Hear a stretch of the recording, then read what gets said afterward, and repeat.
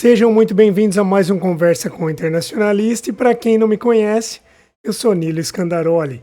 Pessoal, no dia 12 de outubro eu participei da edição de 2024 da Feira do Empreendedor.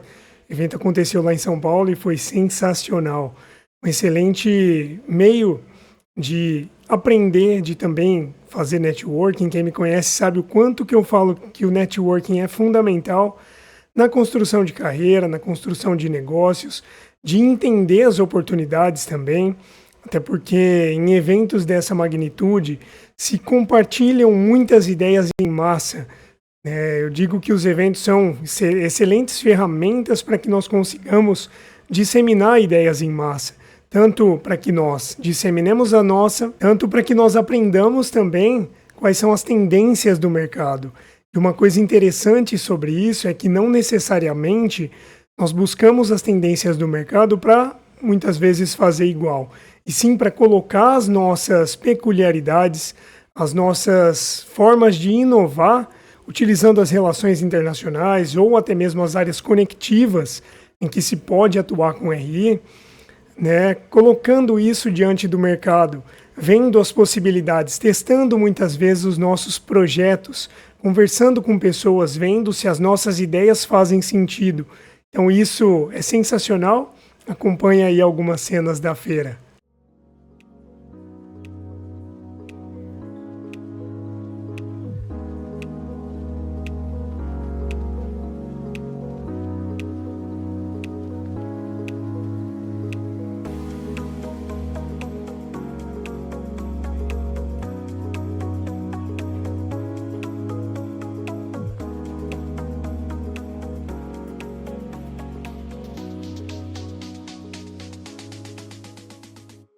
E pegando esse gancho da Feira do Empreendedor, eu gostaria de trazer um tema que é fundamental para o desenvolvimento, em especial de empresas. Muito se fala sobre internacionalização das empresas, sobre exportação, sobre importação, operações de comércio exterior, mas uma coisa que sempre ficou muito claro para mim, eu direcionei o meu trabalho desde 2015 basicamente nisso, mesmo no começo da carreira, quando eu percebi que isso era algo muito importante de ser visto e que, em geral, as empresas não viam, eu direcionei os meus esforços para colocar isso dentro do meu arcabouço, do meu escopo de trabalho. E eu gostaria de trazer esse olhar para você, que é internacionalista, ou até mesmo para você que é empresário, para que você consiga expandir a sua consciência em um sentido de algo que pode realmente ser um diferencial para os seus negócios, para a sua carreira, para a sua profissão, para que você consiga se posicionar estrategicamente no mercado. Uma coisa muito interessante sobre o comércio exterior é que ele é a cereja do bolo.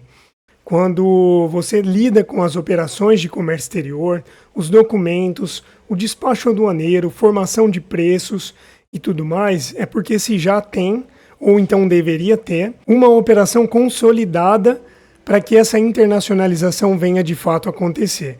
E note que, até mesmo quando nós falamos sobre internacionalização, nós estamos falando de algo que engloba o comércio exterior. A parte operacional, a parte técnica, burocrática do comércio exterior, ela é uma das pontas, é um dos aspectos dentro de um grande círculo onde se inclui a internacionalização. E eu sempre tive essa visão de que internacionalizar é algo muito mais estratégico do que operacional.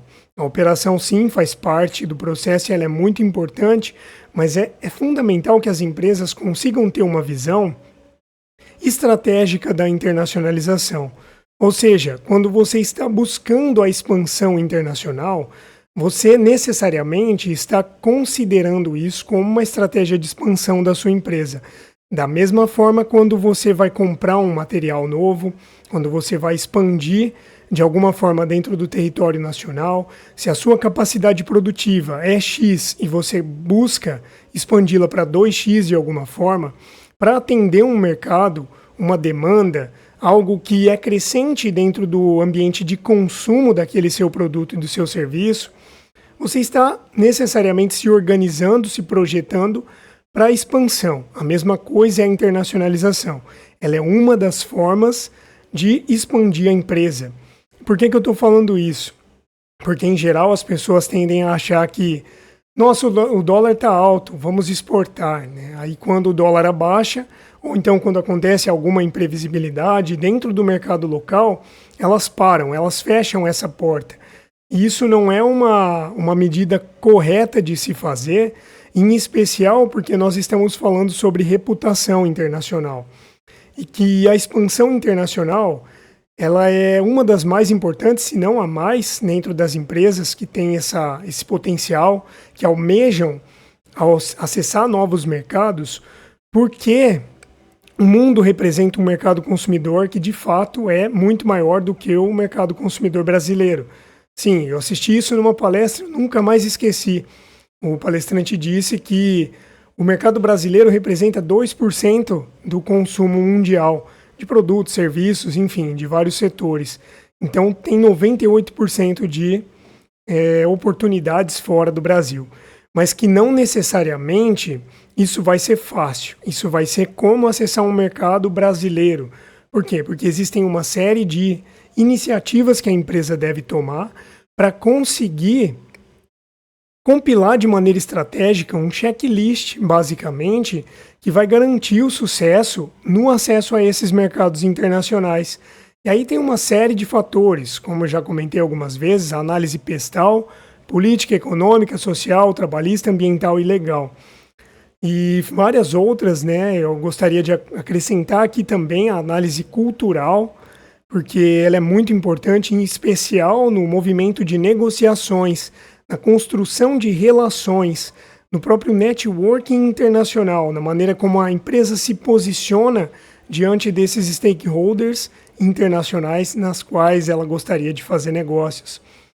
Então, que toda essa parte ela vem junto com a internacionalização, em especial a construção dessas relações, a construção de uma estratégia consolidada de marketing global, a construção de uma expansão que seja ordenada, porque é uma coisa que eu sempre digo, se hoje o seu potencial produtivo é de 10 e você vende 8 para o mercado brasileiro, você tem, nesse momento, a capacidade de expandir internacionalmente, de fazer o seu projeto piloto de 2. Ah, nossa, Nilo, mas aí 2 eu tenho aqui disponível, só que o meu potencial cliente, ele pediu um número 4. Tá, então você tem condições, você tem uma reserva de caixa, você já tinha um planejamento para fazer a sua expansão produtiva, você tem como desenvolver uma estratégia de internacionalização desse excedente da sua produção sem que caia a qualidade e sem que te comprometa juridicamente? Se você não tem, então não está no momento de expandir essa cota que você tem disponível. E sim, ir distribuindo isso e construindo essa relação de uma maneira gradual, de uma maneira lenta e de uma maneira pé no chão, para que você consiga se organizar até mesmo financeiramente para promover essa expansão internacional através da expansão produtiva da sua empresa de uma maneira que não vai te afogar, que não vai te trazer problemas, em especial problemas de caixa. Então, tenham essa visão muito bem definida dentro da realidade de vocês, porque muitas vezes isso acontece na prática. Muitas vezes o potencial produtivo ele pode ser expandido, só que isso sobrecarregaria a equipe, né, que trabalha na empresa. Isso é um risco também, porque pode afetar na qualidade do produto e também na questão social daquelas pessoas que trabalham na sua empresa. Então, isso pode ser uma medida arriscada, até mesmo considerando o ESG. Então, pensem nisso antes de expandir internacionalmente. Por isso, é muito importante que se tenha um direcionamento, que se tenha uma organização na expansão internacional. Porque uma vez que você se projetou para o internacional, o ideal é que você não volte atrás, que você continue expandindo. E isso sim vai trazer chancela para que você venda ainda mais no Brasil. E outra coisa interessante é que nós temos que tomar muito cuidado quando expandimos para o mundo afora, de não tirar do nosso suprimento local. Porque se você tem um suprimento que é garantido de 8, como aquele exemplo que eu trouxe, Se você abaixá-lo para 6, você vai comprometer a sua reputação com os seus compradores locais, com os seus receptores de serviço aqui do Brasil.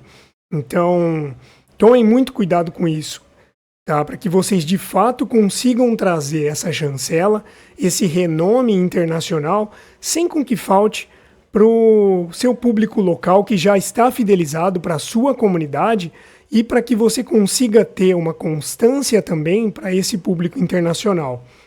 Prestem muita atenção nisso. Mas uma coisa que é onde eu queria chegar nesse momento, que é fundamental para a internacionalização, que muitas vezes as empresas elas não enxergam, e note que quando eu falo empresas, eu estou falando como se eu estivesse conversando somente com o empresário, mas que isso serve para você, profissional das RI também, para que você consiga ter uma expansão de consciência que seja suficiente para oferecer para aquela empresa que você trabalha, ou até mesmo aquelas empresas que você gostaria de desenvolver um projeto, uma oportunidade de potencial crescimento, tá? Um crescimento direcionado, organizado, que vai ser muito benéfico, muito positivo para essas empresas, tá? E isso e muito mais, o PEX, que é o projeto de extensão industrial exportadora da Apex Brasil, ele garante para as empresas, ele traz todo o treinamento, toda a capacitação, o desenvolvimento de projetos nisso. Eu acho sensacional, o PEX é um projeto que está no Brasil todo praticamente, e que se você tem alguma dúvida, você pode pesquisar também na Apex, como funciona para fazer parte, para aprender com ele também. E até mesmo para você que é internacionalista, buscar o PEX como uma forma de aprendizado, uma forma de networking, até mesmo se candidatar às vagas de técnico extensionista. Isso vai ser um diferencial na sua carreira. Pô, Nilo, mas eu não quero trabalhar pura e unicamente com comércio exterior. Mas perceba que todas as oportunidades de relações internacionais, elas são conectivas. Então, quando você tem uma visão sobre o comércio exterior, sobre o desenvolvimento, que é tudo isso que eu estou falando, porque aqui, pessoal, basicamente eu estou atrelando a internacionalização da empresa com estratégias de expansão, nós estamos falando de growth, de marketing, tanto nacional quanto global, técnicas de negociação e o pulo do gato, que é o que eu vou chegar agora, que muitas empresas não enxergam isso no Brasil, talvez por uma questão cultural, até mesmo de cultura organizacional, de ser uma tradição de empresas que vêm de uma cultura hereditária muito grande, de empresas familiares, e acaba tendo que as relações são pautadas nas boas práticas, tudo aquilo que sempre foi feito e que parece que é algo imutável, que não existe um motivo para que se mude. Isso também está atrelado à questão da cabeça, da mentalidade do próprio empresário que está à frente.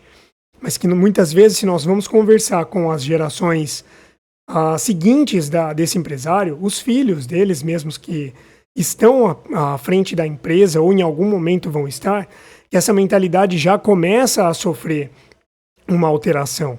E é nesse ponto que se tem um campo muito importante para que nós analisemos dentro do comércio exterior e da internacionalização como um todo, que é a da diplomacia corporativa. Basicamente, pessoal, o que um diplomata de Estado faz, que alguém dentro de uma empresa, mesmo pequena, mesmo micro, mesmo média, ou uma pequena indústria, poderiam fazer também para alcançar o sucesso, né, dessa expansão internacional, ou até mesmo local. E algumas coisas como lobby, como advocacy, representar os interesses dessa empresa perante o governo, tanto municipal quanto estadual e até mesmo federal, dependendo do tamanho da empresa, desenvolvimento de projetos, tanto socioambientais como até mesmo econômicos que venham a disseminar a ideia daquele bem, aquele aspecto positivo que a empresa causa para a sociedade como um todo, até mesmo economicamente. No âmbito estudantil também, educacional, isso acaba sendo um diferencial para que a empresa se projete de uma maneira saudável, para que ela mostre que ela é uma empresa que segue a responsabilidade social corporativa, não só social, mas do meio ambiente e de diversos outros aspectos. E aí vocês começam a perceber que isso tem um link muito grande com o ESG e principalmente com os ODS. E isso também, pessoal, desde que feitos da maneira correta, que não tenham fundamentos pautados num greenwashing, que é para mostrar que é uma empresa verde quando não é, e que de fato existam ações, existam dados, existam acompanhamentos, existam relatórios, matriz de materialidade para toda essa gestão de risco. E quando eu digo risco, não é só o risco socioambiental, mas muitas vezes um risco econômico, que aí já é um ambiente mais interno da empresa, questão de análise de concorrência, de possibilidade de crises, de movimentos políticos dentro de um município, de um estado, até mesmo do país, né, da participação de pautas que defendam esses interesses políticos também. Então, vamos supor que uma Câmara dos Vereadores está para aprovar uma lei que vai prejudicar os negócios daquela empresa e aquela lei não é pautada de fato em algo que seja constitucional. A empresa tem por si só o dever e também a possibilidade de lutar para que aquilo não aconteça, ou até mesmo influenciar decisões políticas de maneira positiva para que não só ela, mas que outras empresas também consigam se beneficiar de atividades que são feitas dentro de um território municipal, por exemplo. Aí a mesma coisa acontece no ambiente estadual.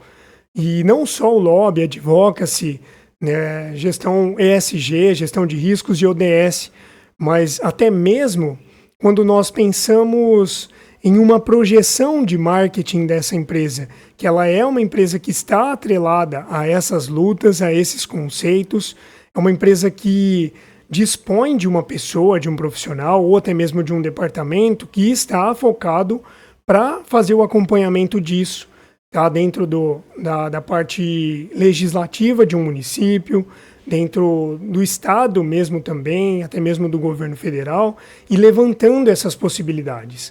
Uma pessoa para participar de eventos, para fazer essa ponte cultural entre outros países, até mesmo outros estados, outros clientes, porque nós temos uma vastidão muito grande aqui de culturas no nosso país, e internacionalmente, então, se precisa de muita sensibilidade para que isso seja realizado de maneira correta, e que muitas vezes nós percebemos que as empresas colocam o próprio consultor comercial para fazer parte de grandes eventos, para ir em eventos, né, internacionais, né, para mapear esses eventos, que muitas vezes isso é uma lacuna para a empresa também.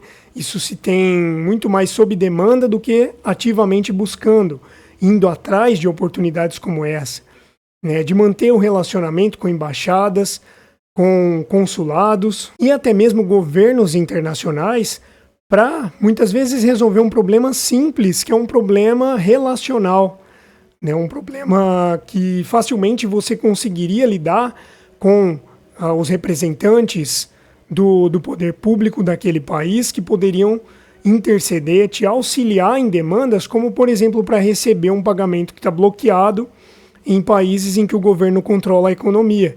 Isso facilita as coisas, esse relacionamento, essa construção, essa articulação, e que muitas vezes isso é visto como algo supérfluo, quando na verdade é a base de toda a internacionalização. Para que nós não tenhamos uma internacionalização que seja mecânica, que seja robótica, que seja pura e unicamente operacional. E até mesmo se tiver uma estratégia boa de marketing, de expansão, como eu comentei, que não fique contando muitas vezes com o esforço que poderia ser facilitado se houvesse esse ambiente de relacionamento, até mesmo de cumprimento de ações socioambientais, de ações ODS dentro de um município que vão trazer visibilidade, tanto local quanto internacional, para essa empresa. Então, por exemplo, existem diversas leis de incentivo e até mesmo fundos, tanto locais quanto internacionais, que incentivam incentivam financeiramente, inclusive, tanto reembolsáveis quanto não reembolsáveis, para que as empresas, organizações e lideranças venham a desenvolver projetos que impactem de maneira positiva para a sociedade, em várias instâncias. Então não precisa ser necessariamente algo que vai cuidar da compensação de carbono, que vai cuidar do reflorestamento, que vai cuidar do consumo consciente de água. Isso tudo é muito importante, mas que isso pode ser atrelado, desenvolvido também para a realidade da empresa. Então, muitas vezes, uma empresa que tem um renome muito grande em algum tipo de processo que, além do produto e do serviço, desenvolve também estratégias educacionais, isso pode ser oferecido para a sociedade como, inclusive, uma profissionalização de jovens em situação de vulnerabilidade. E a empresa recebe para isso um dinheiro de fora, ela recebe uma visibilidade tanto local quanto internacional. Por isso, ela ajuda no ambiente econômico, ela aumenta o poder de barganha político dela dentro da cidade, dentro do estado. E isso é um bom exemplo para que outras empresas comecem a fazer o mesmo também. Mas que é um diferencial que é até engraçado falar que é um diferencial quando, na verdade, deveria ser uma prática comum, mas que não acontece. Então, a diplomacia corporativa, ela atua em todas essas pontas, desenvolvendo o potencial para que a empresa se projete de maneira correta, principalmente no novo mundo, quando nós falamos de capitalismo de stakeholders. Então, eu gostaria de saber de vocês se faz sentido sobre isso de diplomacia corporativa e uma série de outras questões que eu acabei não falando aqui, que pode envolver também a diplomacia corporativa, e que grandes empresas, vou citar algumas aqui, vamos colocar o McDonald's, a Coca-Cola, que são os exemplos mais famosos, né, dessa intersecção cultural, dessa questão de representar os próprios interesses internacionalmente. Até um fato interessante, que com a queda da União Soviética, em pouco tempo se tinha um McDonald's na Rússia.